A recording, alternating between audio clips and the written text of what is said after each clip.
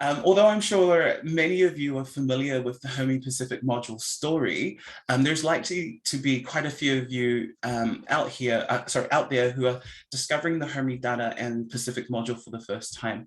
At this stage, I'd like to go over a little bit of history and background surrounding HRMI's Pacific module to provide context as to why we collect the data the way that we do, and also how we arrived at the shape of the Pacific module today.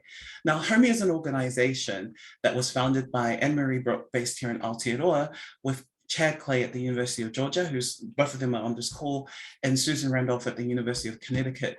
Anne-Marie tells a wonderful story about what motivated her and her co-founders to establish HRMI. So Anne-Marie, seeing you're on the call at the moment, I wonder if you could tell us specifically what sort of motivated you to found HRMI and establish HRMI with Susan and Chad, if you don't mind. Kia ora, Patrick, very happy to, and hello everyone, it's lovely to be here. So my background is I trained as an economist, and I worked for the first 2 decades of my career giving economic policy advice to governments.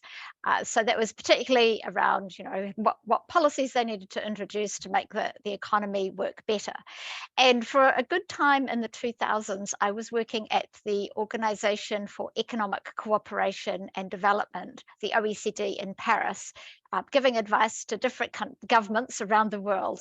And some of the countries I was working to had some really obvious human rights challenges. And I now realize that every country has very obvious human rights challenges if you know where to look for them. And I was trying to figure out a way of bringing those human rights issues into the advice that I was giving governments. Because fundamentally, I believe that if you're not empowering people to live their best lives, then that's not going to be great for economic performance or innovation and so forth.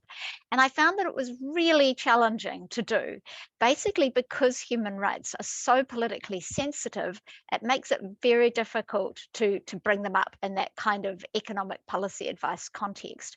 But some of the advice I got from the directors at the OECD when I started asking them about it was, well, if you've got data, human rights data, then that will make it easier, because then you can include those data in a kind of more analytical kind of framework, which kind of takes out some of the heat of the political sensitivity. For example, if I was to talk about an anecdote of a journalist being, arrested for criticizing the government, that wouldn't be allowed, but including data on the press freedom, for example, in a country would be permitted.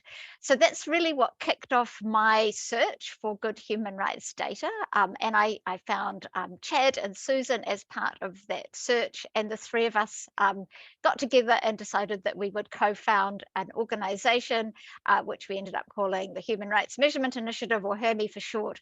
And the job of HRMI really is to help people see the world through a human rights lens. So we want to provide data tracking all rights as set out in international human rights law for all countries in the world, and help to enable people everywhere to use those data to bring about positive change. So that's my story. Patrick, back to you.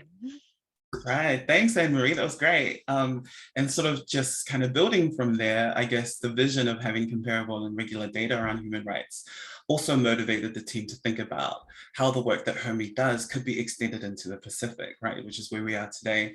And as such, thinking about how best to develop human rights measurements in the region. And so I think what's important to understand about the way HRMI developed its Pacific module was that actually this was done through a Pacific co-design workshop, where you see a photo up here that was requested by Pacific participants. And this was actually held on my campus in 2019 at the University of Auckland. This picture is from in front of University of Auckland's marae, or Waipapa marae. And this co-design workshop brought together the defenders and advocates of Pacific heritage from around the region, which sought their advice on the best way that they felt that HRMI's work could be expanded to include 21 countries within the Pacific region. Now, this meeting and what was to become the initial sort of Pacific module was funded by New Zealand's Ministry of Foreign Affairs and Trade at the time, which we're very, very grateful for. And I do believe that we have some representatives from INFAT here today. So we'd just like to acknowledge MFAT for the support. We are, of course, now excited to be entering a new phase of funding to continue the Pacific module, which has been provided to us by the US Embassy here in New Zealand, but more on that later. So going back to this co-design workshop, the participants from various Pacific countries and backgrounds delivered a very clear message to HRMI. They wanted a separate set of questions to be developed around some of the issues they felt were pertinent to Pacific countries and peoples. As such, they identified the following areas they felt were important for us to collect data around that resonated with our peoples in the region. Now, these areas were the effect of the climate crisis on human rights, how well Indigenous sovereignty was being protected by the state, related to this, Indigenous land rights and cultural rights. And they also wanted us to also provide spaces where human rights advocates could respond to questions around how community violence was being experienced by specific parts of our populations, namely against women and girls, people living with disabilities, the LGBTQIA+, MVP+, communities, as well as children. These were the demographic groups that participants suggested that were at a high risk of experiencing violence in our region.